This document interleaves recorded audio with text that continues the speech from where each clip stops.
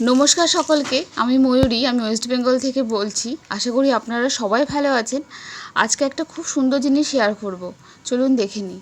প্রথমে তার জন্য নিয়ে নিয়েছিলাম বেসন, আর তার মধ্যে দিয়ে দিয়েছিলাম নুন, হলুদ, 1 চামচ কালো জিরে, 1 চামচ জোয়ান,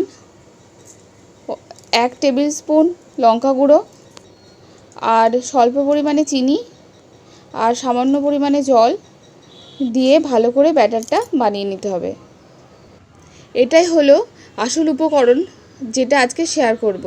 প্রথমে লাউয়ের পাতাগুলো ভালো করে ধুয়ে এভাবে এই ব্যাটারটা লাগিয়ে নিতে হবে, যেরকম ভিডিওতে দেখা যাচ্ছে। এরকম দুটো লাউয়ের পাতা একসাথে ব্যাটার দিয়েই লক করে দিতে হবে। এভাবে কিন্তু খুব যত্ন সহকারে ভালো করে ব্যাটার লাগিয়ে এটাকে লক করতে হবে। যদি এটাকে ভালো করে লক না করা হয় তাহলে কিন্তু এটা খুলে যেতে পারে, তাহলে এটা ফ্রাই হবে না।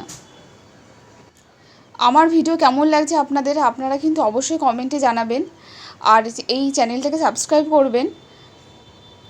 আর আপনারা কী ভিডিও দেখতে চান আপনারা সেটাও কমেন্টে লিখতে পারেন।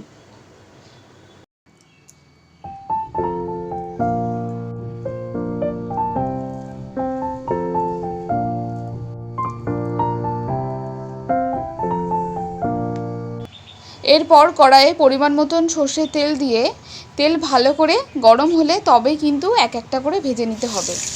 এটা কিন্তু একদম ডিপ ফ্রাই হবে, ভিডিওটা দেখতে থাকুন।